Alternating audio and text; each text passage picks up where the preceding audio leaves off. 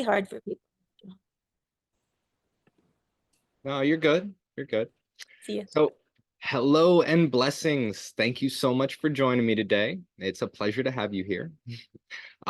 So I'm blessed and honored to be here with you today, able to share some of these precious fruits from my personal journey. And I wanted to open up by talking about that for a moment. Like each of us is here on our own mythic quest in life. And this is a human truth that we all kind of knew instinctively as children, but we forget it along the way. We're all here on our own hero's journey. And when we remember this mythic quest and when we engage with it with our whole hearts, our experience of life transforms. So our personal myth, that's our compass for fulfillment. And it's an entire road of unfoldment, a movement from the seed of the imagined to the blossoming of that seed in the world. And the more that we come to understand our personal myth and align our lives with it, the richer and fuller our lives become. So everything that I share with you is done from the frame of my own personal myth, the quest in my heart of hearts. And for me, the seed of this quest was planted by my father. So my father raised my brother and I from the beginning with stories from peoples all around the world, cultures throughout history. And he encouraged us to read and consider and explore things from different perspectives. He raised us equally with an appreciation of our Cherokee and Celtic heritage, as with a deep understanding of the religious and secular perspectives of the surrounding culture. So I got two things out of this really strongly. So first, it became clear to me early on that all of the different religious perspectives, the different spiritual viewpoints and cultural frames, they're like different flashlights in the same dark room. They all describe the same vast expanse in different terms with different words. And it's easy to get caught up in the words. But if you get loads of these flashlights together, it illuminates more of the room and you get a more complete perspective.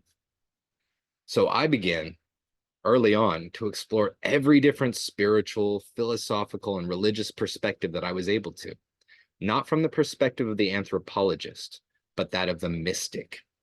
Which brings me to the second point here. We are more. Human beings, we are amazing. We're far more than we know, far more than our science would lead us to believe. Human beings are absolutely incredible, and they are, in certain circumstances, capable of things far beyond what we currently consider to be the limit of our abilities. There's a quote from Arthur C. Clarke: "Any technology sufficiently advanced will be indistinguishable from magic." And we have stories of magic and miracles in every single human tradition I've encountered. Now, either every single account is delusional or fictional, which isn't impossible, or the situation is a bit more nuanced than our scientific materialism would lead us to believe. And even from a young age, it seemed foolish to me to discount every single account of humans performing magic or miracles throughout history just because it didn't fit into a specific worldview. So if these things are possible for one, then they are possible for all. They're part of human capability, part of what it means to be human. And more than that, our magic and miracles, they're an expression of truth by demonstrating our relation to the frame of our experience. So in essence, we are creative power. We are harnessed lightning. We are magic, and our ability for inspired action is miraculous. Human beings attune to vision and then crystallize this vision in the space around us, all without realizing that we're doing it. We shape the entire frame of collective reality like consummate artists, even as we play the one unaware and caught up in the mix. It is deeply beautiful. It's a divine comedy. So my quest has been to seek out all the scraps and threads of magic that have been preserved into the modern era and put them back together, to weave a whole and allow the bits to fill in the process. So, and in the process, to remember a more complete art of human potential. And for me, to apply it in my life and then share this with others as I can. So everything that I teach is about sharing magic, which is an understanding of human potential and our fundamental relation to the universe, so that we can get in the driver's seat and begin creating individually and collectively things that we truly love to experience. So this is a process of bridging the divide, right? Making space for everyone to create their own meaning and honoring each being as an expression of the one. And this brings the sacred back into our experience. It opens new doors in our lives, in the lives of all those we touch. So I'd like to thank you deeply for sharing in this journey with me. It is an honor and a privilege to be able to share with you. Now, with the number vibrations that we're going to be discussing today, we look at some of the core relations. So there are things that show up in many different cultures as different stories or different deities, different constructs. One of my goals here is to show some of the universals upon which specific cultural stories were based, showing the common origin and gaining insight onto the cultural perspectives themselves. And another is to show how each tiny insight can be unpacked into a whole process, a whole practice, because that's where the magic happens, figuring out how to put our understanding in practice in a way that actually works for us. So that's a beautiful segue to where we'll begin today, which is 5. So the vibration of 5 is linked with intention and word. And this is really a special point in exploring the number vibrations, because up to 4, we've been working on numbers that have distinct meanings due to their relation to the circle. From 5 on, the structures become a bit more complex. They're compound structures that combine their earlier forms. So, for example, the energy of 5 is the energy of 4, focused and directed through the center point. So that's the 4 elements shaped and directed by intention. So 5 is the number of humans and the vibration of intention. 5 fingers on the hand, the most distinct aspect of the human, 4 fingers and a thumb, 4 elements and spirit. Intention leads us to purposeful action, which leads to a specific consequence. So the vibration of 5 is also the principle of consequence, of cause and effect.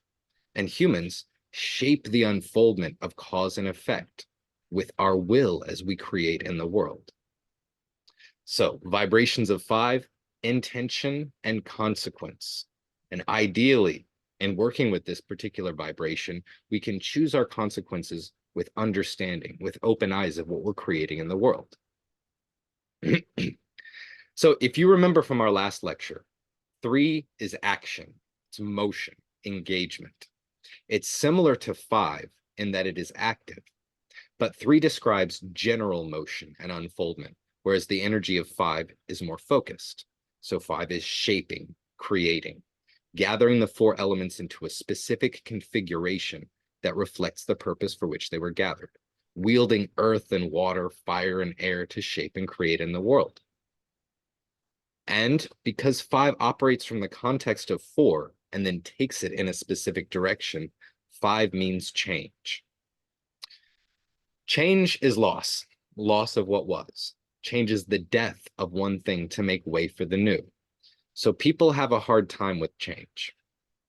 But change is also transformation and growth and learning and birth and development. And while we can't keep things from changing, we can take action with open eyes, inviting the kind of change that we would like. Taking action with clear intention and understanding of the consequences, and using those consequences to build and develop within the course of our lives. Now, intention is a process of crystallization. So out of the infinite possible intentions we could have had, in setting an intention, we line with this one. We crystallize this specific configuration of thought and emotion, and it forms a template for an aspect of our experience. So this is the power of the word. The word crystallizes our thought into distinct things, clearly defined from one another, and it allows us to work sensibly with these things. So the word shapes the infinite into something sensible, and it always loses something in the translation, but it still conveys incredible depth and vision. Words share dreams, and dreams shape the world, one action at a time. Now, there aren't many frameworks that I've encountered that divide the 1 into 5 steps, rather than the 4 plus 1, the elements and will or spirit. But there's one with which I'm familiar and which is incredibly valuable. So the Chinese elements, the Taoist elements, they are metal, water, wood, fire, and earth. And the thing about these elements is that they're describing something different than the four elements that we discussed in our last lecture. So the four elements can be associated with levels of density, from earth, the densest, to water, to air, and then to fire. And each of these layers of density reflects what is going on in the previous. Now, the five elements, each of the five Taoist elements is a style of motion, a specific style of change. And these five elements are also sometimes called, in this tradition, the five phases, the five transformations, or the five orbs of influence. And I find it amazingly beautiful that the base meaning of five is focused change. And the Taoist elements describe five different types of specific change. So metal penetrates, water rolls over, wood grows through, fire lashes out, and earth stands firm. So these five elements, they're used in martial arts and Qigong in different ways, and they play a role in TCM, in traditional Chinese medicine. So each of the five elements is linked to an organ system. And with an understanding of the organs and the elements, you can realign the body and the subtle energies to support our natural healing function. So the elements all interact with one another in distinct ways, both through a creative cycle and a destructive cycle. So for example, for the creative cycle, we can let's start with wood. So wood supports fire. Wood feeds fire. Fire burns down to produce ashes, earth. We dig within the earth to find metal. And when metal is heated, it softens and flows like water, which then feeds wood. And we can look at the destructive cycles as well. So one way to work with this, by the way, is say you'll have the heart and small intestine are connected to the element of fire. So if we wanted to support their function, we could either increase the fire energy, or we might bring more wood energy into the body, which feeds the fire energy. So it looks at how the different organ systems are actually connected with one another. And there's also a destructive cycle in these five elements as well. So, for example, water douses fire, fire burns and distempers or disfigures metal, metal chops wood, wood penetrates earth, and earth muddies water. So again, just like we can work with the wood to increase the quality of fire, if we wanted to decrease the quality of fire, we could increase the water element, right? So all of these elements interact with one another in distinct ways, both creatively and destructively. And when we have a balanced expression of all five elements, we're healthy. And when we have too much imbalance, this will create challenges in our health and our life. So as I mentioned, each of the five elements is related to a pair of organs, one yin and one yang, and each is related to the five fingers of the hand. So with an understanding of the related organs and emotions, we can evaluate the balance of the five elements and use practices or remedies to bring them back into balance. So just to share a little bit with you, one of the easiest ways of working with this practice is called Jinshin Jitsu. And it's actually from a Japanese tradition, but it draws in the same five Chinese elements and the finger associations. So from this perspective, the little finger is connected with fire, and it is connected with the heart and the small intestine. So if you would like to support the function of the heart and small intestine, you can close the circuit by simply holding the finger. The ring finger is connected to the element of metal, which is connected to the lung and large intestine. And if you'd like to support these, you can hold the ring finger, close that energetic circuit, and support the function of these organs, support the function of this particular element. With the middle finger, this is connected with wood, and it is connected to the liver and the gallbladder. So whenever we need to get rid of toxins in our body or help the body heal from the influences that it needs to get rid of, we can hold the middle finger. The index finger is associated with water, and it is connected with the kidney and bladder. So anytime you got, say, a bladder infection or, any kidney issues, you can hold the index finger, close that energetic circuit, support the flow of the water element in your body, and support the function of the kidney and bladder. And finally, earth. So earth would be connected to the spleen and stomach. And if any time you got digestive issues or, tummy ache or anything like that, you can close the circuit here at the thumb and support the earth element in the body. Now, this is just one way of doing it. It's a very simple one because you can do a finger hold anywhere. But like the 5 elements come up in Qigong in many different ways. And one simple, really powerful practice that we can do to support our health is the inner smile technique. So this is basically sending our attention and warmth to each of the yin organs linked to the 5 elements. And we can do it in the creative cycle. So we can envision and send warmth and healing energy to kidney, to liver, to heart, to spleen, to lung, and then back to kidney again.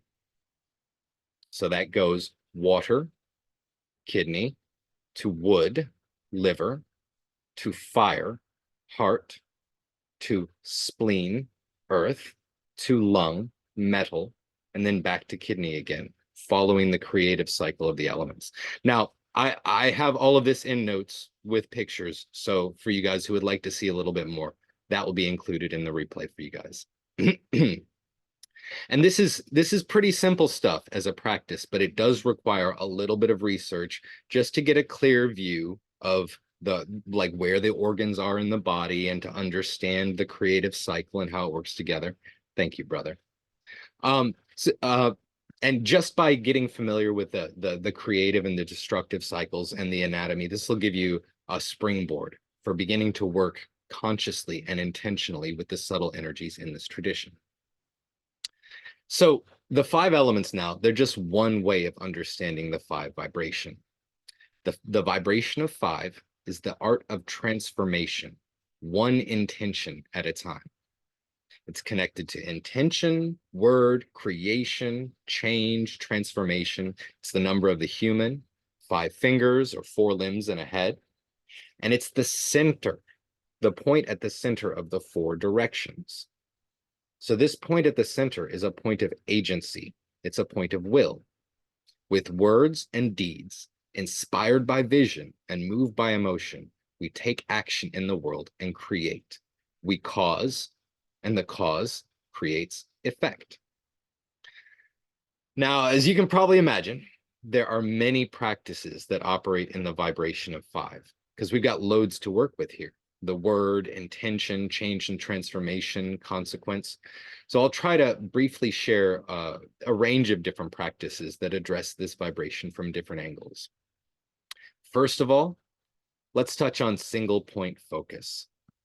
Now, I know I mentioned this in the last lecture, but it really bears touching upon again. Single point focus is the magical mindset. Hello, Tammy. So it's the inner state which best serves our prayer, our energy work, setting intentions, and it's pretty self-explanatory from the name. Single point focus is a practice of focusing absolutely and completely every bit of our attention, mind, being on a particular intention or image. In the yogic sciences, this is called dharana, and it's the 6th limb of yoga. It's the practice of concentration. For us now, working with a vibration of 5, single point focus is what we hold at the center of the medicine wheel to step into our conscious point of agency, the conscious use of our will, to wield the action and emotion, the thought, and the body into a force that creates focus change. Now, single point focus can be challenging to practice inwardly because at first the mind and the attention will tend to be wild and untrained. And it's definitely worth the practice because this inner state is the core of all ritual, all sacred ceremony, all energy work, all in martial arts. It's the same deal, the single focus on the point of strike. So single point focus and clear intentions are the keys that make ritual work. And one way that you can practice single point focus is to set clear intentions regularly and with focused but relaxed intensity. So we can do this in the beginning of the day. We can set intentions for the day. In the beginning of the week, we can set intentions before a conversation or before an event. We can get clear, form aligned intentions, and view them inwardly with single point focus. And then engage with whatever we happen to be doing and reflect afterwards how the intention influenced the unfoldment of the situation. Now, to work with this in the early stages or to work with groups, that's when ritual and sacred ceremony is ideal. So a ritual is a symbolic action. It is an action that is the outward expression of a particular intention. And ceremony is the same, an action with meaning. In taking this action and bringing our single point focus to it, keeping the meaning and focus and linked to the action, we bring this sacredness to it. So this could be anything, really. You can take the smallest action as an expression of healing and a ritual of blessing. You could weed the garden, knowing that as you're weeding the garden, the energy that you're putting into weeding the garden is supporting health and healing. You can wash the dishes, and as you wash the dishes, make this a ritual of blessing. So long as the intention is set clearly and maintained throughout the action, so long as you're doing it with complete focus, it becomes a magical act. We make an action an art and an expression of will. So this is creation in connection with the one at the core of our being, which is the creative power behind all things. Now, there are also many practices linked to the vibration of 5 in respect to the word. So you may have heard the first of the 4 agreements, be impeccable with your word. And another way of describing this exact same practice is the Buddhist practice of right speech. So word is powerful. Words create consequences. So with our use of the word, we are moved to the practice of integrity, which is being responsible for our use of power. And because of this, being responsible for our use of the word. So this applies not only in our use of words with one another, but also in the words that we use to speak to ourselves. So our inner dialogue or inner monologue, even the words that we carry silently within ourselves as stories of self and stories of world, stories of what it is out there. So with the practice of right speech, we pay attention to the words that we use. We ask, is it true? Is it helpful? Is it kind? We ask ourselves before speaking whether we truly know this or if we're just repeating something that we've heard. And if so, where we heard it.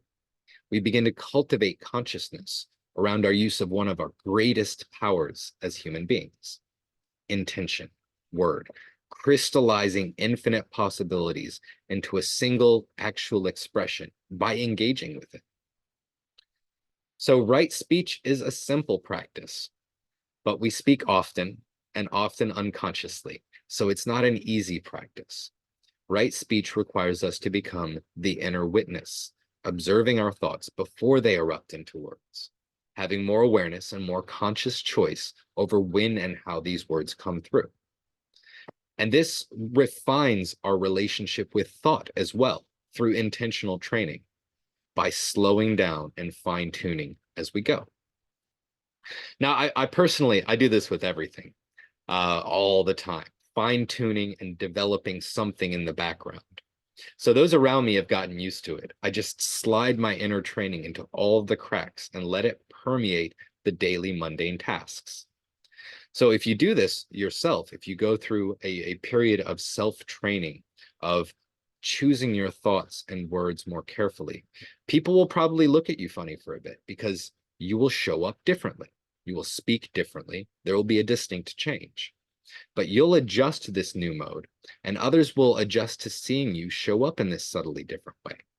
And the benefits are clarity improves dramatically, both inwardly and in your communications with others, and all from the practice of being impeccable with the word.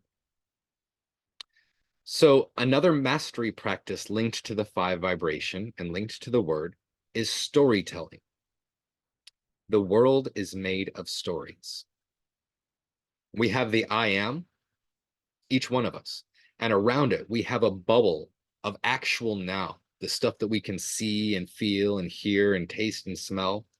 And around this bubble, we have stories, and they link us to the context of past and future, to the world out there and how it really is. Stories frame our relation to the world. And humans learn from stories. It's how we learn.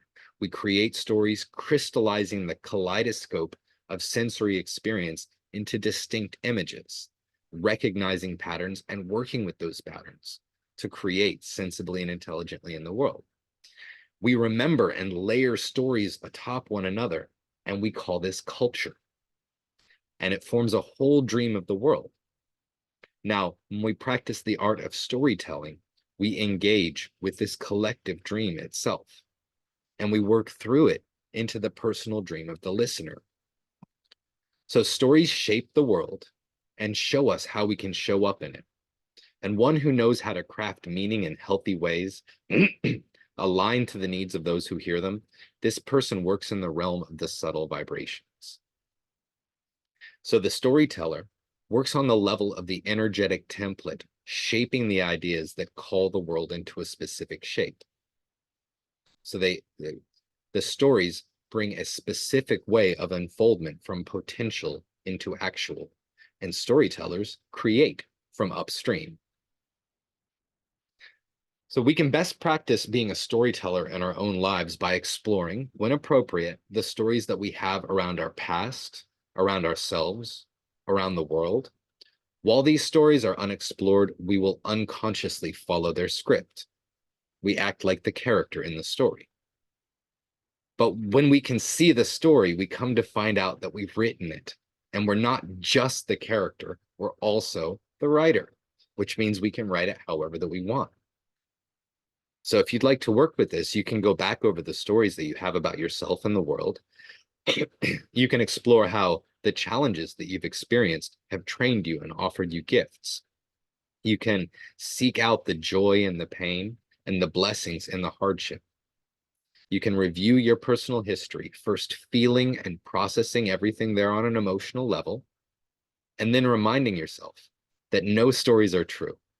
Stories are relative. They're constructed. They are a view of the world from one tree in our inner forest. So stories are written from one point of view, and we always have the power to change our point of view. So next, we can renegotiate our relationship with ourselves and the world by changing our story. We can rewrite our story, our understanding of our experience, to place ourselves at the power axis of our lives. And this moves us from victimhood to empowerment, seeing these challenges not just as obstacles or things to endure, but experiences that help us to grow. And we become stronger when we choose and value our own history rather than trying to run from the story that we've written. So this leads to accountability, responsibility, showing up in every way that we can. And what I've just shared with you is the Toltec practice of recapitulation, reviewing our personal stories and changing our relationship with them. And this practice goes really, really deep. So if you'd like to hear more on that, just touch bases with me after the class. But for now, we will move on to number 6. All right. So with the vibration of 6, we bring in the concept, the principle of balance. And just to share on a personal level, it took me many years of reflection and study before I truly began to understand the number 6. And you might find this on your own journeys as well. Some meanings just kind of spring forth, and others require digging. They require time and effort. So 6 is the number of the cosmos, or creation, the substance of the universe itself. In 2D geometry, 6 shows up as the hexagon. And with a little creative reworking, we can see it as the Star of David. Right? Now, in 3D geometry, both the cube and the octahedron, the 8-sided die, they show 6 in terms of the relation of the center to the points or to the faces. So you can see this really easily with a cube. So just imagine that you're in the center of a hollow cube, right?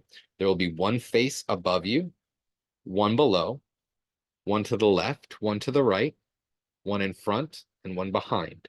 6 faces of a cube. And from the center, there's the same relationship to each of the faces.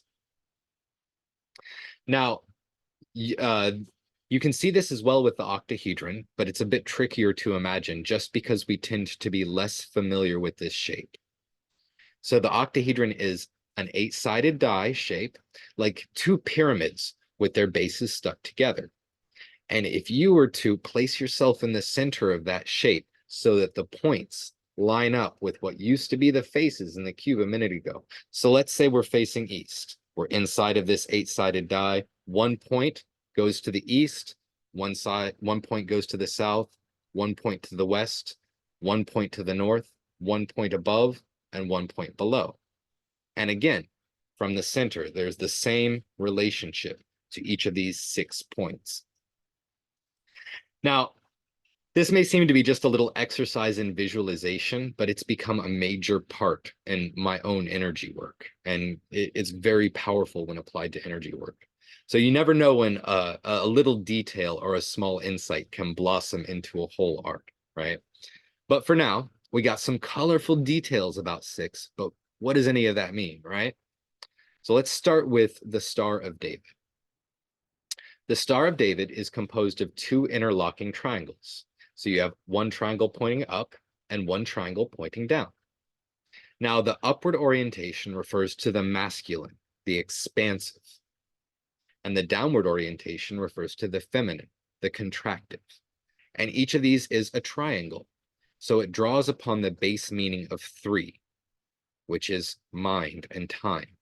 It's the arc, the movement from beginning to end, or a movement through time. Now think about for a moment the symbol that we use for the number 6.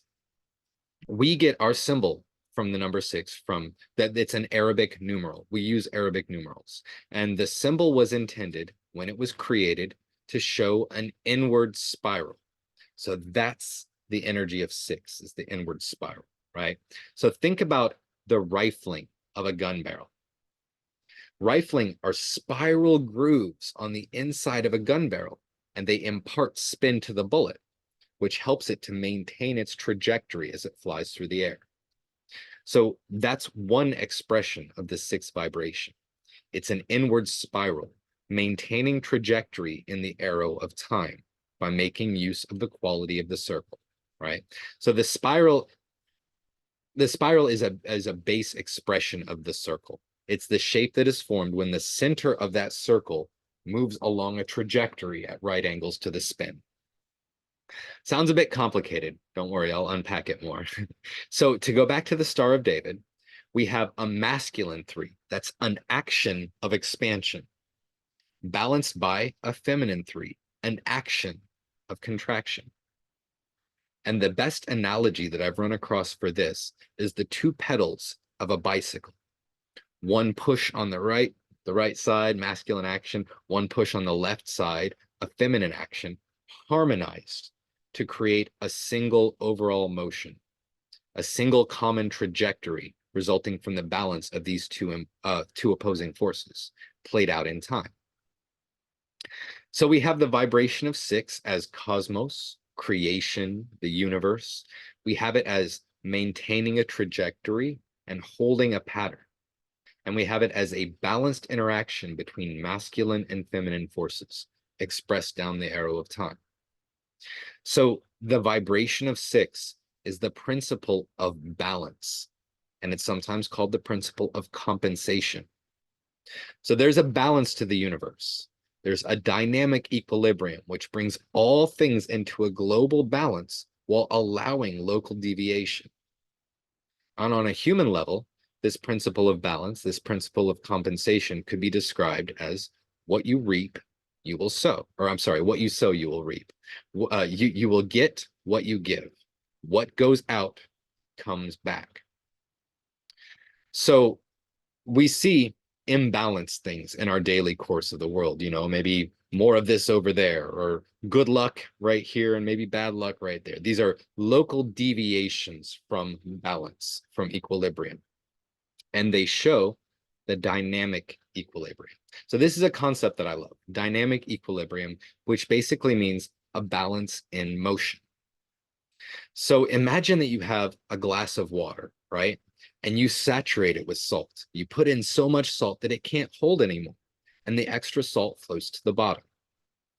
So now that that water is saturated with salt, it can't dissolve anymore, can't hold anymore, and you have a certain amount that's sitting there on the bottom. And no matter what happens, the same amount of salt, unless you change the situation, the same amount of salt will be on the bottom, and the same percentage of salt will be in the water. It has formed an equilibrium. But at the same time, salt is precipitating out and getting pulled into solution all the time. Sodium and chlorine ions in the water, they bind and fall out of solution, and new sodium chloride is taken up from the bottom into solution. So bits dropping out and being pulled up from moment to moment. And the overall balance remains the same, even as the players shift around, right? So this is a dynamic equilibrium. It's the global balance maintained, even as the local players change places suits them. So there's a balance to the universe, and there's a constant push to return to balance, and then a constant push to spin past the balance to the next thing. So it's like a huge pendulum returning to the center and past again and again. And we can learn to work with this. So just like we can learn to dance with the flow of yin and yang in physical motion and in every aspect of human experience. And it is so powerful because when we serve the balance serves us. So the universe is incredibly powerful in its rebalancing, and it sweeps us along into these patterns, even as we consciously intend something else. And the more that we understand and work with the balance, the more that we allow this incredible force to work for us, rather than trying to swim up waterfalls, right? So in terms of how this applies to human experience, it's actually massive. All of life on this planet is interdependent. We share the same water and air. Our bodies are formed from the same earth. We are one life. So what we take from the world, we take from ourselves. And tribal people living closer to the balance of the land learned well and deeply to give more than they take, to honor the balance in all things, because our life, our health, our abundance and comfort, and our fate, all of these things depend on the balance.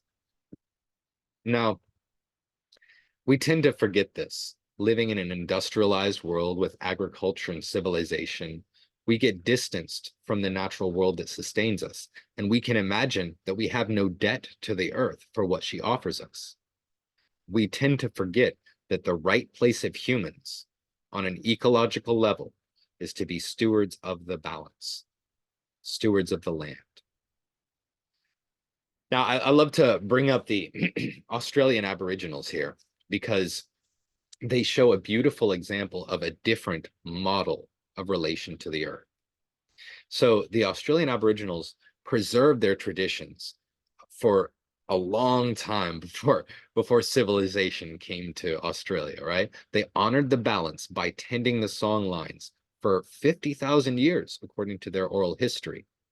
And in the time that they spent with the land, growing no crops, tending no fields, building no houses, the land became lush like a garden. So they weren't in conflict with the land, trying to control it to fit their intentions. They were in conscious partnership with the land, gratefully receiving what she offered, and working within her patterns. And this is what we're truly capable of.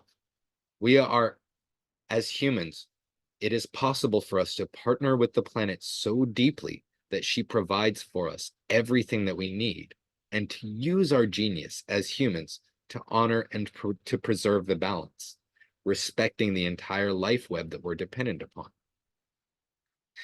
So there are a few mastery practices that I can point you to in the sixth vibration. And the first and foremost is right relation. Right relation is a practice of a lifetime. Everything that you relate with deserves your respect.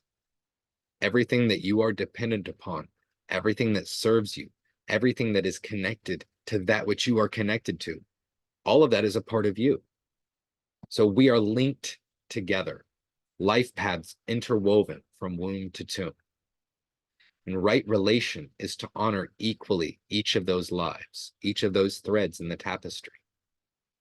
And especially to conduct ourselves in a respectful, considerate, and conscious way with all of the beings that we relate with, whether they're two-legged or four, winged or furred or finned, whether they are plants, whether they are our own bodies, whether they are stories that we cultivate in our world.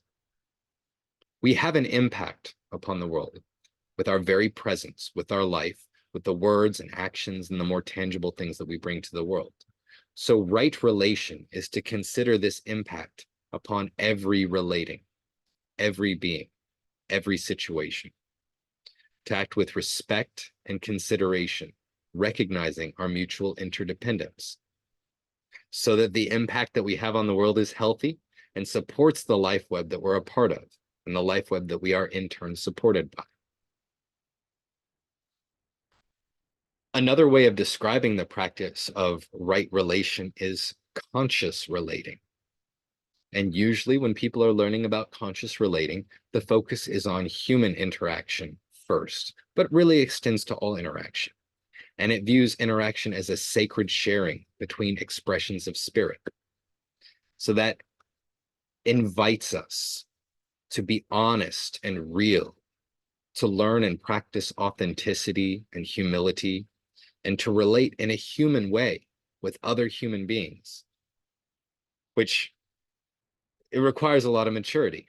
In order to relate consciously, we have to learn presence amidst triggering. We have to learn to stop and ask ourselves, what do we really need? And then figure out how to communicate this in healthy ways. And again, we have to learn to check in, dropping out of the head into the body, and humbling ourselves away from our ideas or constructs of the world. So conscious relating is a practice of a lifetime. First, because we have many unconscious patterns, and others act as mirrors to help us see them and clear them. And that takes work. There's always deeper layers, but every step opens up the world, making it feel brighter and more alive and more possible. So second, conscious relating is a practice of a lifetime because it requires presence, depth of care, and really showing up. So communicating effectively and honestly, understanding our own boundaries and limits, feeling comfortable enough with our needs and values to express them clearly and in healthy ways, right? And people change from year to year, day to day, even moment to moment. So in our relating, we can't just lock it down and say, okay, this is how we relate, and put our focus on other things. Conscious relating requires that every single interaction become a sacred act that calls us to full presence. That we, in every interaction we have, see that as a way to honor the one, as expressed in this living being that we're relating with, who has every bit as much worth and validity as we do, and who deserves our respect in this moment. So conscious relating is a practice of a lifetime, and one that we never fully master because it can always go further.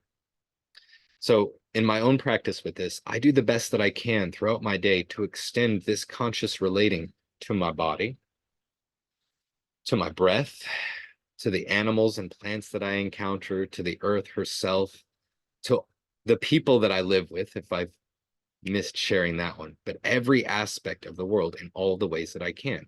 And as long as I'm alive, as long as I'm growing and learning, there will be blind spots for me, areas where I'm unconscious in my relating, areas where the light of consciousness can come in and transform that aspect of my life, bringing new joy and new life and deeper realness. So that's the game, really, shining the light of consciousness into all the blind spots as we go along, awakening to more and more of our being. Now, we could go way further than that, but let us, for the moment, move on to the vibration of number 7. And by the way, if as I'm going along, I know I'm kind of going fast and throwing a lot at you, but if you guys have any questions, if you have any comments, feel free to share them in the chat or raise your hand or anything like that. All right. So 7. I really like the number 7. I mean, 7 is a very special number, and yes, they're all special, but the vibration of 7 is associated with the threads of creation itself. So just to break this down a little bit, you got 3 qualities. And to make a silly analogy, the 3 qualities that would be like yin, yang, and yin yang, right? The passive, the active, and the balanced center.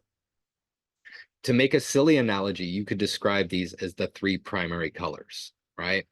And then you get the intermingling of these primary colors for the 7 basic colors, the colors that we see in the rainbow.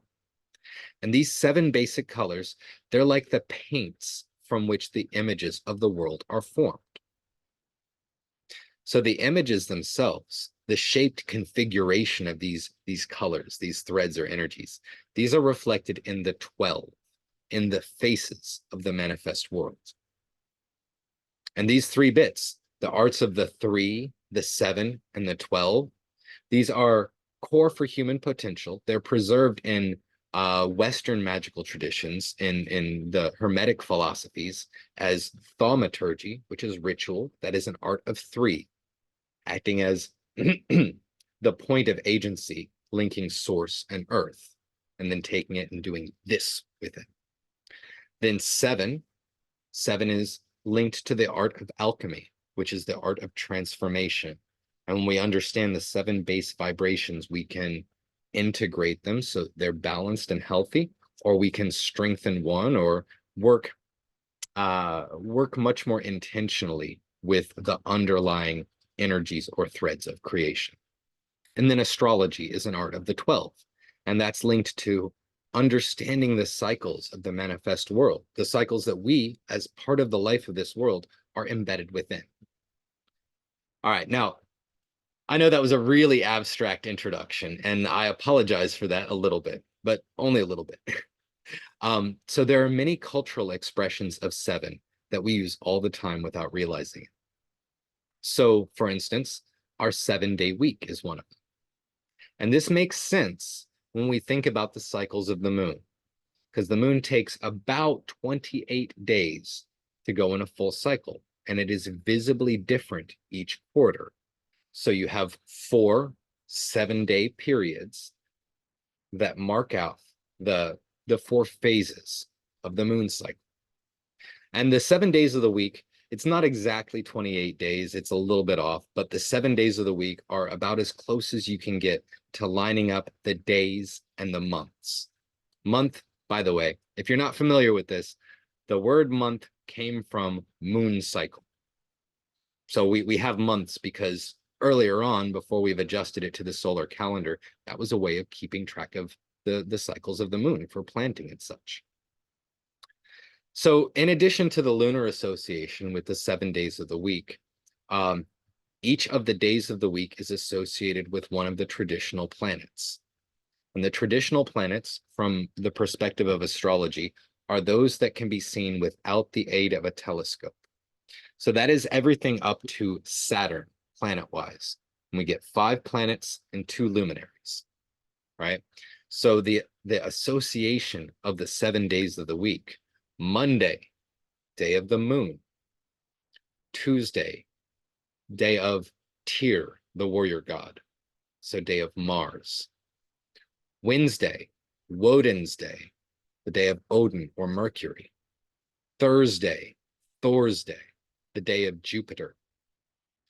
Friday, Freya's day, day of Venus. Saturday, day of Saturn. And Sunday, day of the sun. So these 7 energies are one way to divide the one into 7 steps, into 7 fundamental energies which taken together, form the entire range of creation. And believe it or not, the energy of each day of the week reflects its planetary association. So you can feel it if you pay attention, and we can work with it, flowing with the currents. Now, another 7 association that many will be familiar with here is the 7 chakras. So 7 energy centers located along the spine from tailbone to crown, each associated with a color and each governing a spectrum of energies and their associated functions. Now, I share a lot on this in other areas, so I'm not going to go too deeply into it right now, but it is really helpful to understand the chakras. In understanding the chakras, you can see how things in your life are connected in ways that you might not otherwise notice, because every part of your body is a symbol, and everything that happens in the body is on some subtle level a reflection of our relationship with the world. So by understanding chakras and the energetic meaning of the body, we can get a very precise diagnosis of life issues, of psychological, emotional, physical situations, all of that. And the chakras also assign meaning to color, which is very helpful, if for nothing more than an inner language. So in exploring the chakras, we gain a means to energetically rebalance our body, to work from the energetic level with the emotions, with the thoughts, with the body, in kind of a counterintuitive way that is incredibly powerful and helpful. Let's see. Another expression of the 7 comes with the 7 directions. So the 7 directions, they're emphasized in both tribal peoples and in early Kabbalist texts, like the Sefer Yetzirah, which is a very old book of magic from the Hebrew tradition, if you will. So every direction has a unique energy associated with it. And we touched upon this when we discussed the medicine wheel in our last lecture. And we discussed it in a different way when we spoke about the tree of life, with the up to source, down to the core of the earth, and the center point of the meeting. So 7 is really cool because it's a composite structure with the tree of life at the center and the medicine wheel spinning around it. And this is what we are energetically. We are a bubble of energy strung along a thread from source to earth, which we could call the tree of life, and engaged with the world in a specific way, physically, mentally, emotionally, and energetically. So the medicine wheel offers the context of this one moment of incarnation. So we're connected to the unique energy coming from the east, from the south, from the west, and from the north, and not just in a metaphorical way. We can consciously, viscerally connect with the qualities, with the energy that arises from each quarter. And if we understand the elements well, then we can, through this connection, draw in the qualities that we need in the moment, draw in clarity and vision from the east, draw in fire and action and motivation from the south, draw in reflection and connection from the west, draw in firmness and structure from the north. So feeling this, working with it consciously, allows us to supplement what we might need in the moment or to rebalance as necessary. And in addition to the 4 cardinal directions, again, we have above, below, and within. Above in the direction of spirit, which we could call Shiva, we could call consciousness. Below in the direction of earth, Shakti, the physical body, crystallization, grounding. And within, the 7th direction, So the seventh direction is the point of power in the center of the six. It's the point of focus and alignment with the living forces. So the seventh direction is the center of this being in this incarnation. And it's the point at which we can most fully reflect the balanced energies of the one. So we could describe the seventh direction inward as the point that ties the forces of the six directions together. It's the focal point of being and context. So we can consciously establish a connection with the energies of the seven directions and create a bubble of sacred space in our field whenever we wish, just by attuning to each of the directions and holding this awareness at our center. Now, another expression of seven that deserves mention here is the seven grandfather wisdom teachings. So these teachings spread throughout North American tribes, especially those along the eastern seaboard. And I find them incredibly powerful because they are a discussion of virtue. And this is in a world where virtue has gotten increasingly confusing. So the seven grandfather wisdoms go right to the core of right relation, showing the qualities that will help to bring balance in our relationship with ourselves and others. And these seven grandfather wisdom teachings are humility, bravery, honesty, respect, love, wisdom, and truth. And of these, truth is defined amongst these tribes as the same. It's always described in the same way. To know truth, which is connected to the seventh direction, to know truth is to know all of these things, to stand at the balanced center of humility and bravery, honesty and respect, love and wisdom.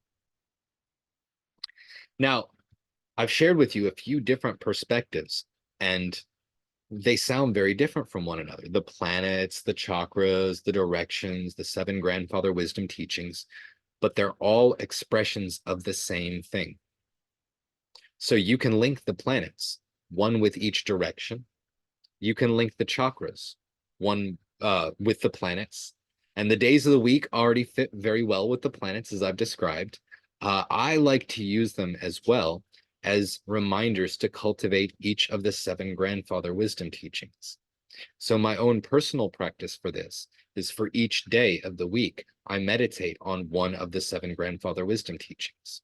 On Monday, on the day of the moon, I meditate on the principle of humility and try to bring that consciously more fully into my life. On Tuesday, day of Mars, I meditate on the quality of bravery and try to show up in all the places that my life is calling me to show up. Now, I try to extend these throughout the week, but it's good to have a day where you're trying to deepen your relationship with each of these virtues. Wednesday, that's the day for us today. So it's the day of Mercury and the lesson of honesty, the lesson of showing up without pretense, allowing ourselves to be heard and seen. Tomorrow, Thursday, that will be the day of Jupiter. So the lesson connected with that is respect, the validity of all beings. On Friday, day of Venus, I meditate on the principle of love, on the grandfather wisdom teaching, the virtue of love, compassion, allowing, acceptance, warmth.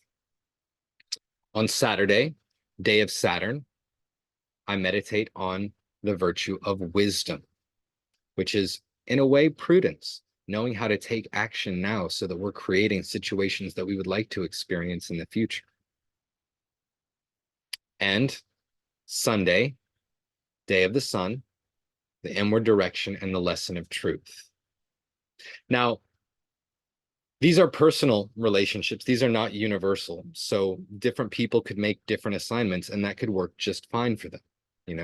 Among my personal assignments, just to bring it all together, I assign the downward direction with humility and the moon. To the south, bravery, fire, Mars. To To the east, air, Mercury, honesty. To the west, Saturn. I'm sorry, I have these in a different order than I'm currently sharing with you now, so it's throwing me off a little bit. Um, Thursday, connected to Jupiter, above, respect. Love, connected to the north, connected to Venus. And truth in the center, Sunday, the inward direction. So, in the form of the traditional planets, these seven forces offer insight into the various voices and functions in the inner world of the human being.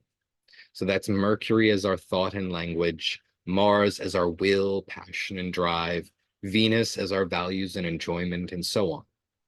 And at the same time, these are fundamental forces of the universe. So expressions of the one divided into seven balanced portions.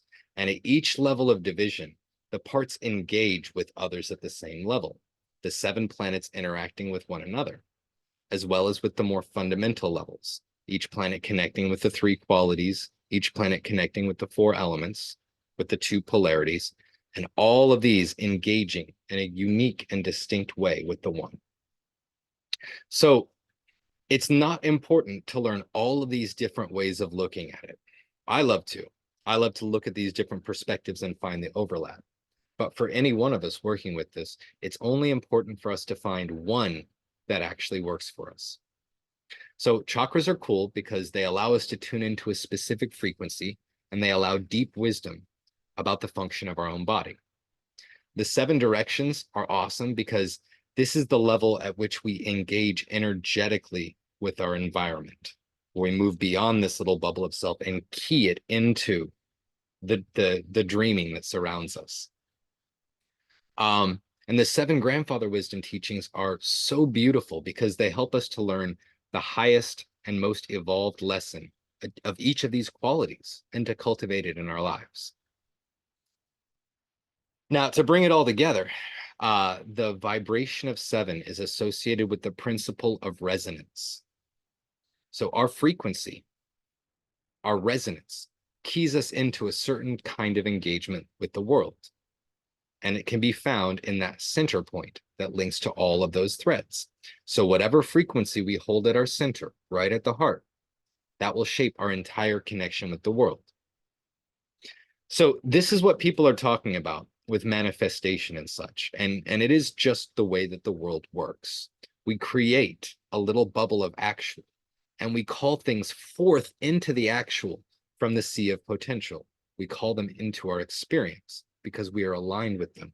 We resonate with them.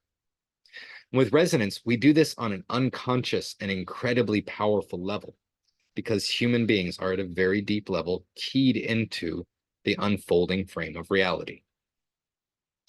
Like there are many different ways that any given situation can play out. And we can try to plan and consciously control how we want something to happen. Sometimes it'll work. It depends on the situation.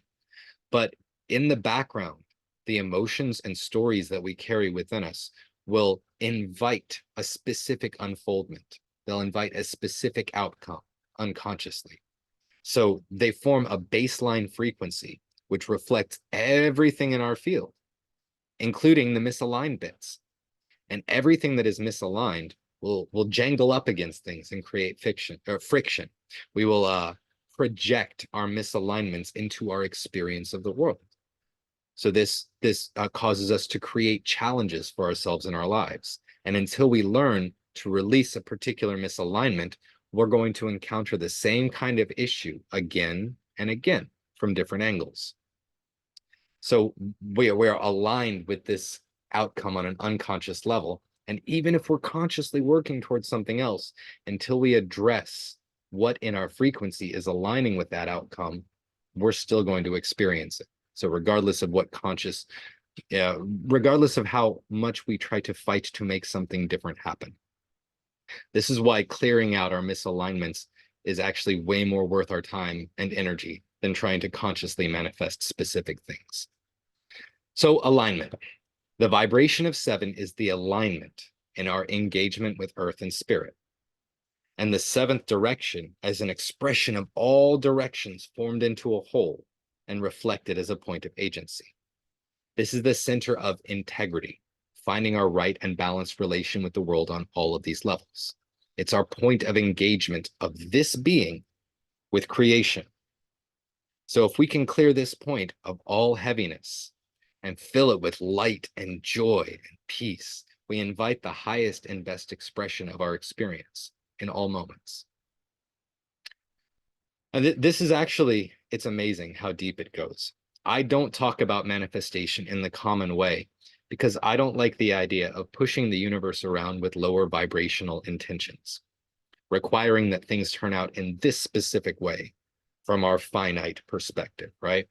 But what we can do instead, what I teach instead, is to learn to hold honey in our hearts. So to greet every moment as precious, every being as sacred, and to bring warmth into every nuance of our engagement with the world. So this teaches us to let go and to invite things to happen in the highest and best way, rather than in the way that we envision. And they do. When we can really let go and invite and hold this warmth in our heart, things unfold far better than we could plan and far more often than we have any right to expect. And it's all about that balance between surrender and engagement. But that's a present moment thing. So the only thing that we can really do with it is tune our frequency, filling our hearts with the kind of emotion that we would like our experience of the world to evoke within us. Because that's how it works. The feelings that you hold in your heart are a powerful request to the universe to provide situations to which you would respond with these same feelings. So learn to garden healthy, joyful, positive feelings in your heart towards everything and everyone, and you will not regret it. And a huge part of this journey is learning to recognize our triggers, recognize these bits of misaligned frequency that we have been holding in our heart and our field, and learning how to process those feelings, getting real with ourselves. Alignment and integrity require that we ask ourselves some hard questions, because there will be times that we have to redirect our course, or where we become conscious of a new blind spot and have to adjust. And humility is a very close friend on this journey. We'll find that each time we humble ourselves and overcome our ego, we become a little bit stronger and clearer in all the ways that count, in the ways that go all the way down. So the seventh direction takes us inward to our core, where we find out what we're all about, and we learn to hold space for ourselves in our lives. Now, there was so much in there, and I could unpack a lot more, but I would like to share with you a little bit about the vibration of 8 while we still have some time. And I have this, to start us off, I have a really, really terrible joke. What did 0 say to 8? Nice belt. All right. So the symbol that we use for 8, it's an interesting combination of structures. It's the circle that's split in half, and the two halves joined by a cross. So all of the symbols that we use for numbers and letters, they all have meaning. And the cross means matter, and the circle means spirit. So the symbol for 8 is the cross of matter seamlessly joined with the circle of spirit, constant change, always crystallizing. So it's no accident that the number 8 looks like the symbol for infinity, because the vibration of 8 is constant motion, perpetual unfoldment. Change is a constant, and it might be the only constant in the manifest realm. Nothing is fixed. Even bones break down and build up constantly, just like the salt in the water in the dynamic equilibrium that we discussed. Even the rocks are slowly moving, breaking down, and building up. Everything in the universe, all of creation, is a something in motion.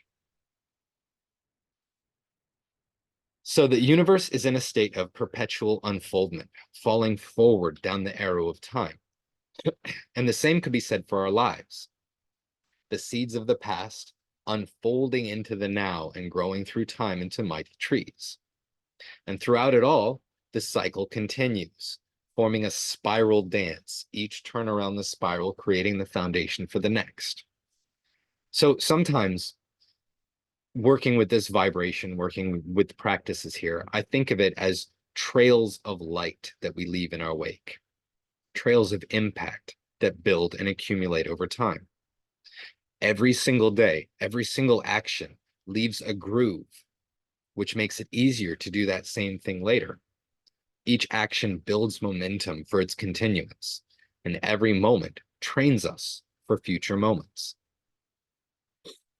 Nothing stays the same. Everything changes. Everything ends, and other things come to take their place. So the world is never the same. It's always different, always new, and it always follows the same patterns, but in a fresh way. So we can't hold the universe in a fixed pattern. And this is what, without even realizing it, so many of us try to do. We try to say, okay, all right, this is how my life is. I want to just hold it like this. No matter how much we try, the world will not remain in a fixed configuration. But what we can do is learn how to move with the unfolding energy. And when we move with it, when we surrender to the flow, then we have a say in how we grow and where we're going. So to put this a different way, maintenance, trying to maintain a fixed situation, is a losing game. It's essentially trying to put out fires, put out bits of change to keep things as we've had them into that specific configuration. But the world doesn't lock things in place. The universe abhors a stasis. So when a stasis is established, when a fixed configuration is formed, more and more pressure builds up to shift this configuration until it snaps, until it slips into a different shape. So this is why control is a losing game. When we try to fix the world into a specific configuration, the world follows its nature and continues to move. The harder we work to keep it the same, the more it will work to change, and the more effort will be required to try to maintain that configuration. So the world maintains homeostasis, which is relatively stable states, with cycles that maintain the system within certain limits, with dynamic equilibrium. It uses cycles to pump energy forward down the arrow of time in a spiral way. So it keeps it with the same shape, keeps it with the same configuration, even while allowing it to move and shift, right? So letting things continue to move forward and curving that motion into a cycle that preserves the overall shape. So instead of maintenance, we can focus on growth, moving forward and developing intentionally, consciously, letting go and flowing with the cycles, and taking action when and where it will move us in our desired direction.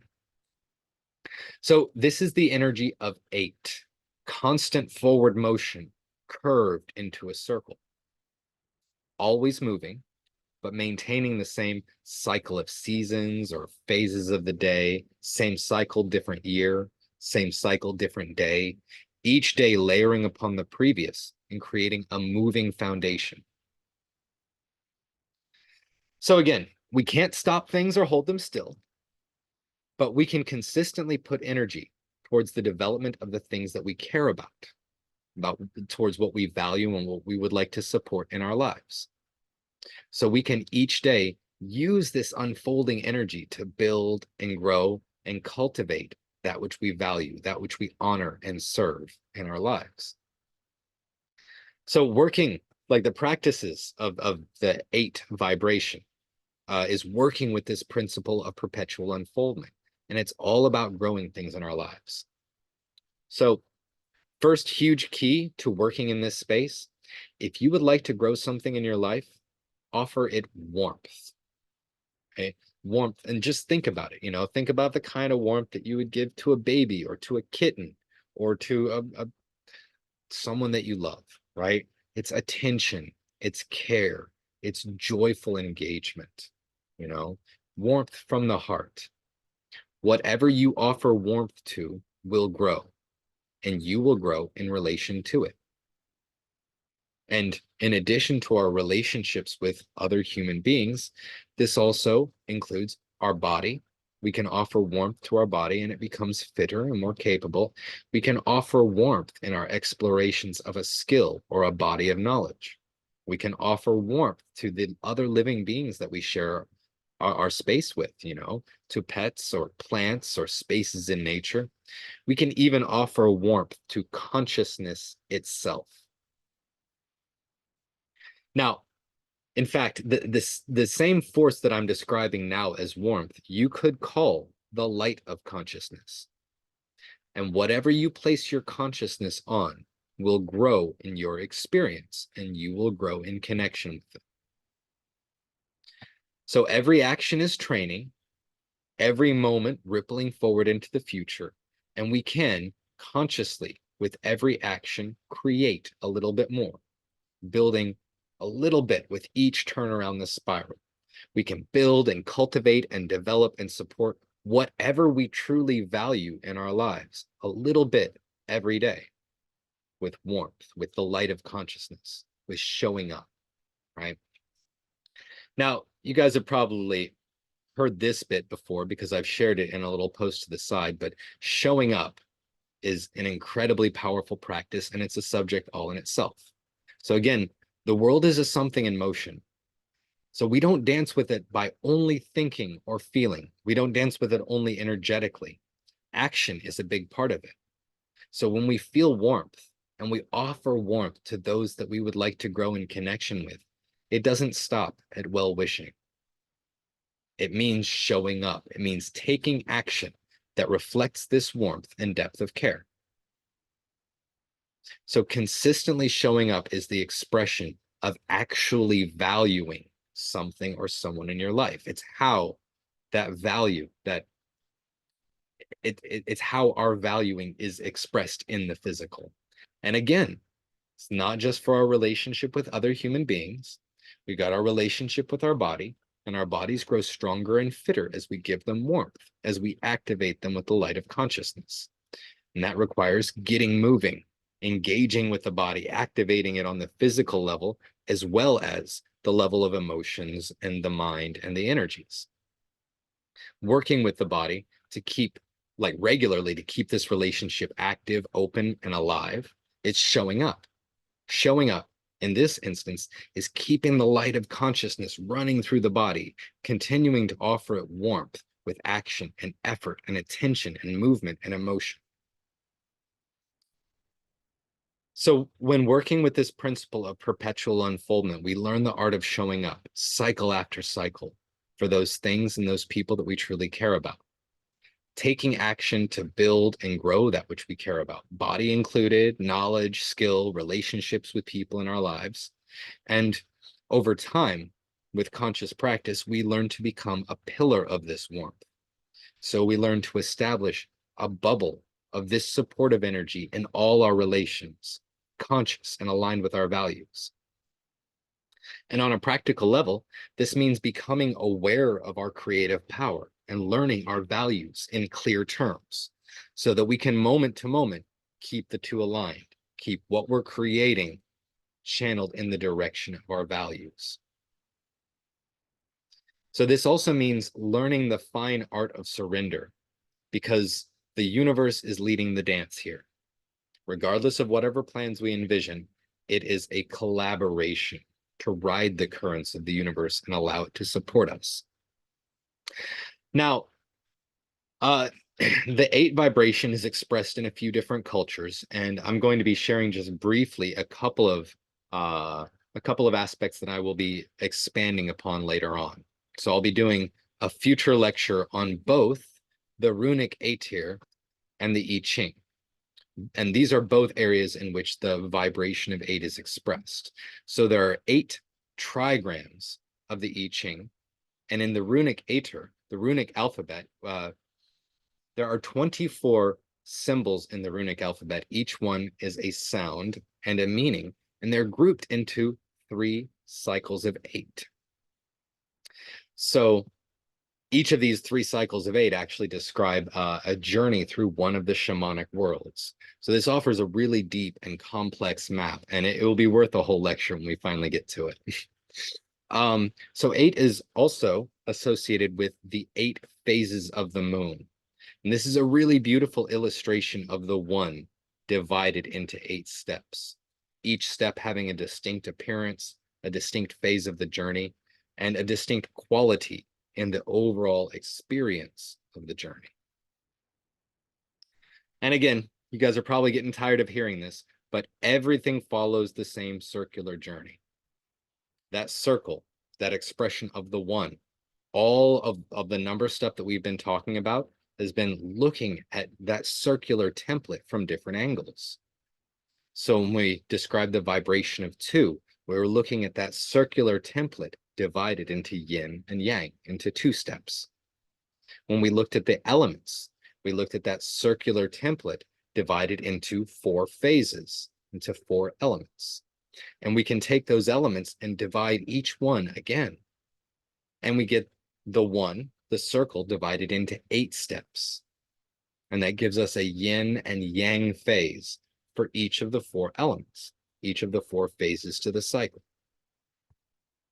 So each of these ways of describing it, whether I'm talking about the yin and yang, the 2 steps, whether I'm talking about the 4 elements, whether I'm talking about the 8 steps of the moon cycles or the trigrams or however you want to describe it, each of these levels is a symbolic expression of the entirety of existence. You can look at the world, the entire world, from the perspective of the yin and the yang. You can look at the entire world from the perspective of the 4 elements. And with those 2, it offers each level of vibration offers a comprehensive picture of the whole. And then all of these divisions nest within one another. So you can understand the entire journey, not only from within the range of one vibration, but also as each different vibration offers more detail. I feel like I'm really butchering this and I apologize, but basically you can set the yin and yang inside the 4 elements, and it gives us more understanding of what those 4 elements are. And we can break the 4 elements down further with the trigrams, and that gives us more detail, more insight into the nature of the elements themselves. So the more that you understand the nature of the journey from each vibration, the more that the world opens up to you. Now, the 8 phases of the moon are they're one of the most tangible expressions of the cycle of 8. I have some pictures with this for those who would like to check out my notes later on. We'll see about it for the moment, but just to describe it really quickly. So the cycle, we could say the cycle begins at the new moon, right? And that's also the end of the previous cycle. And then from the new moon, it moves to the waxing crescent, right? And this is the blind striving of a new impulse. And then it moved from that waxing crescent to the first quarter. And that new impulse is internalized and becomes conscious. And then we move from that first quarter, called to take action in some way, and move up to waxing gibbous, the moon almost full. The next step will be full. And this is the point where we take this planning and we bring it to expression. We get a call to action. And then from the waxing gibbous to the full moon, we have that impulse finding culmination, the seeds breaking ground and being expressed in the world. Then the full moon wanes slightly towards the gibbous moon, the waning gibbous, and we are bringing these impulses into the social sphere, bringing that into our relation with other beings. We approach the last quarter, at which this impulse is integrated into our approach to the world. Move past the last quarter to review and recognize the fruits and the shortcomings of the last cycle and disengage from that previous cycle to make space for the new. And then finally, in the waning crescent to the new moon, We've made the full cycle. We tie off all the loose ends and prepare the ground for the next cycle of exploration. So each of these phases has a particular feel to it. Each of these phases is a tangible expression of one of the steps in the journey of 8. And because these are expressions of the fundamental vibrations, they're necessary relations of the one, right? You will see them in other areas as well. And as I described, one of my favorite is the 8 trigrams of the I Ching. So each of the 8 trigrams of the I Ching can be assigned to one of the moon phases that I just described, because again, they're different ways of describing the same thing, the same journey around the circle in 8 steps. Each I Ching trigram is composed of 3 lines stacked on top one another, and each of these 3 lines can be solid, yang, or broken, yin. And there are only 8 possible combinations. So 8 necessary steps in the interplay of yin and yang in the completed cycle of 8. And I have a little something I can share with you here. Let's see. Share screen. There we go.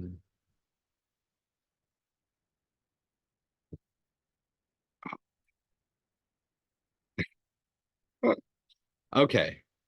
So apologies if this has gotten.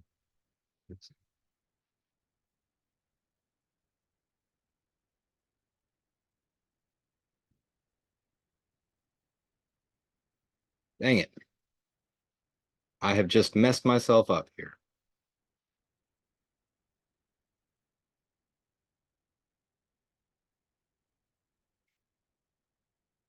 Okay. I think I've got it. Can everyone actually see this image? My apologies here. All right. So these the I Ching trigrams describe exactly the same thing that I just described in terms of the moon phases.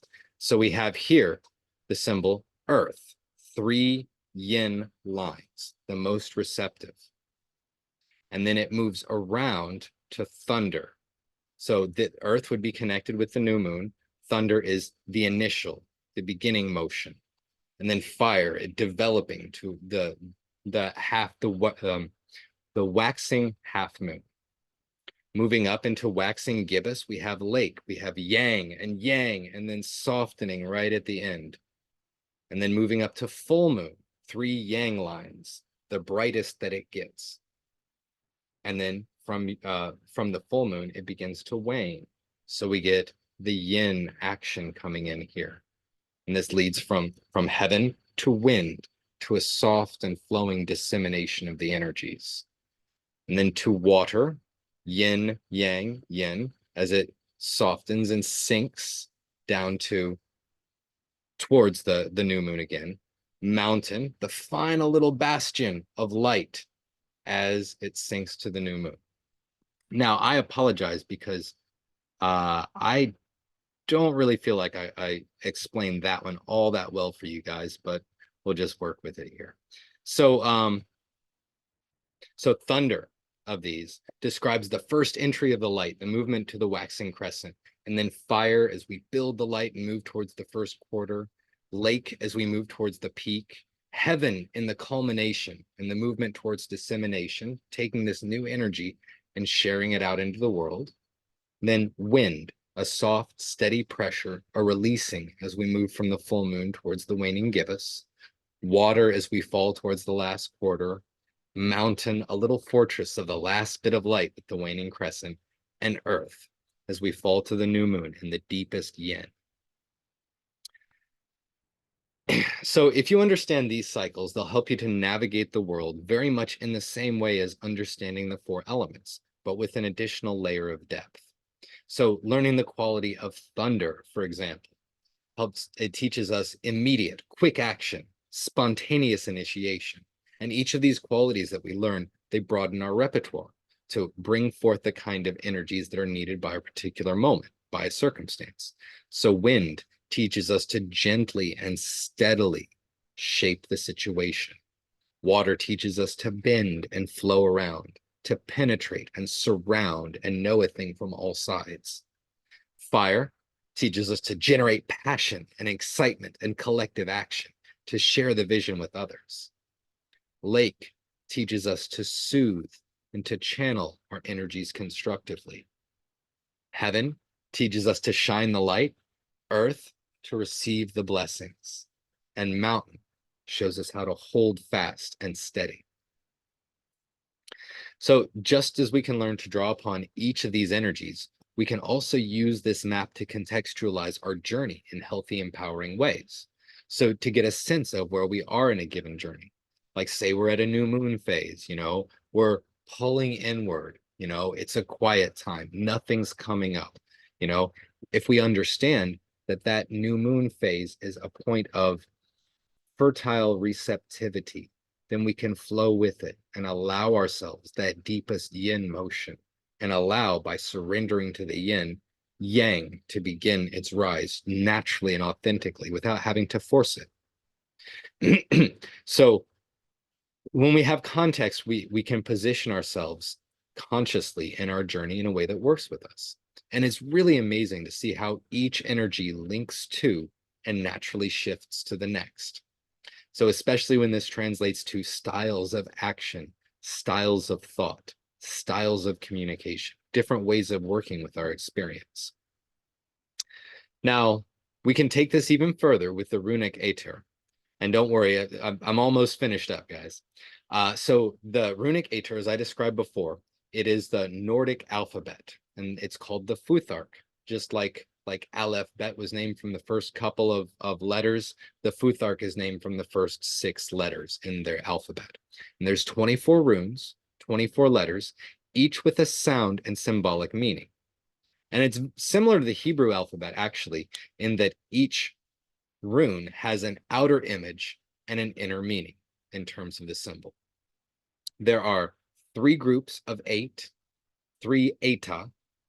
One of them is called an Aetir. So eta is the plural, and each of which describe an 8-step journey around the cycle. And as I mentioned before, each Aetir is a journey through one of the 3 shamanic worlds. So in the first 8 runes, we have the passage through the middle world laid out and described for us in the runic language. With the second Aetir, we have the passage through the lower world, through the journey of our personal unconscious, our reclaiming power and refining our relationship with our mind and heart. You have that laid out with the second Aetir. And with the third Aetir, you have a description of the upper world, the land of holy thoughts and visions, the archetypes that appeal to all humanity equally.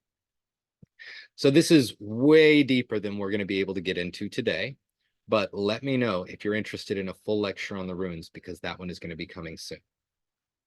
And so this has already been kind of a long section, and I've touched on the principle of unfoldment in some practical ways, as well as some abstract. But just to bring it back around to what we can work with in a more immediate sense, Kung Fu, right? So the cultivation of skill over time and with the dedication of effort or hard work. So that was literal interpretations of Kung Fu. The simplest way of describing Kung Fu is hard work. And to expand it, it's hard work over time, which leads to the cultivation of something.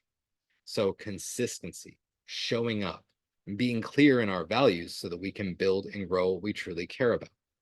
And most of all here, coming from a place of warmth, true motivation, honest emotional care, inspiring us to show up authentically to build that which we actually care about.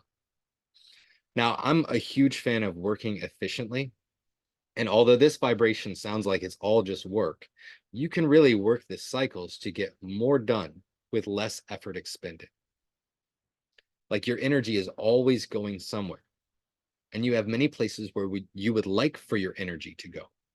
So if you get a clear and fluid sense of that in each moment, where you want your daily and weekly energy to go, monthly and yearly too, you can look at, where is my energy going?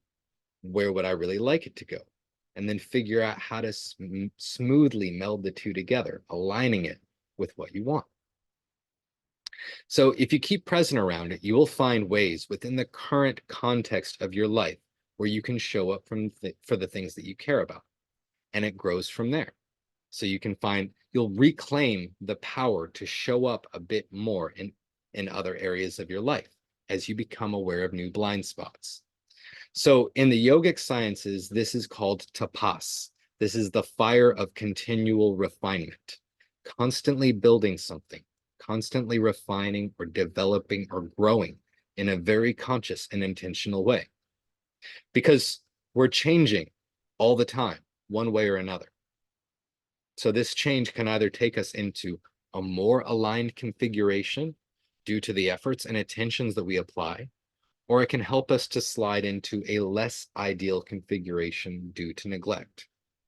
We're either growing or dying, but we're not staying the same.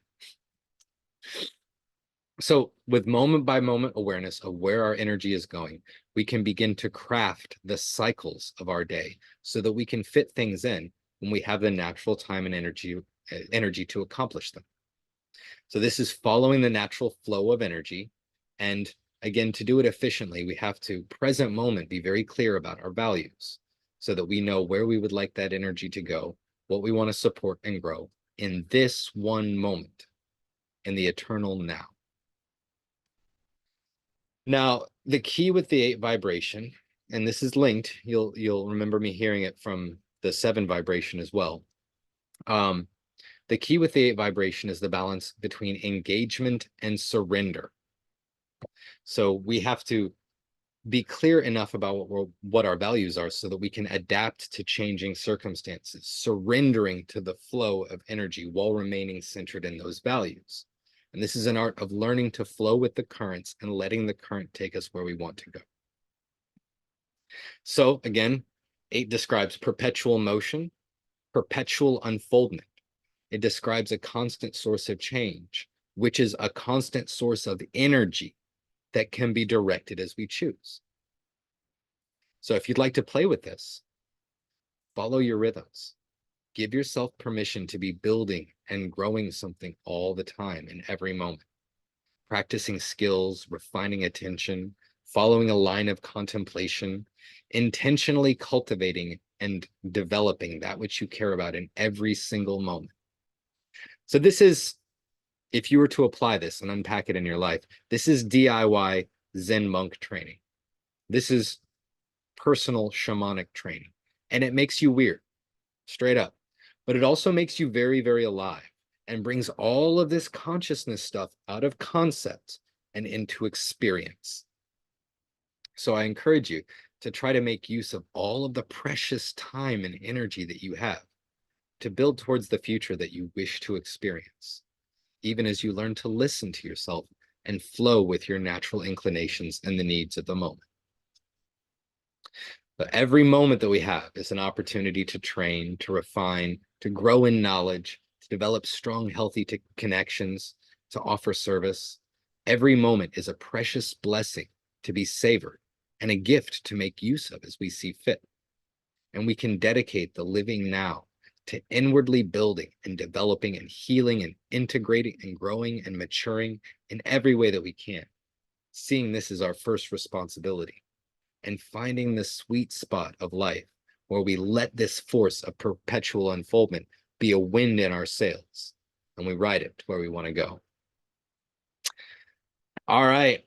Well, that wraps up number 8 for us for today. And while I have more, I would love to hear any thoughts, any questions, anything that you guys would like to share. The floor is open. You're so welcome, Micah. I hope you guys enjoyed. I hope it was as engaging as the first part as well.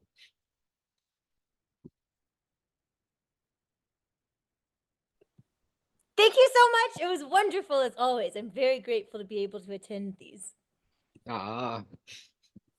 Thank you, Micah. That's awesome.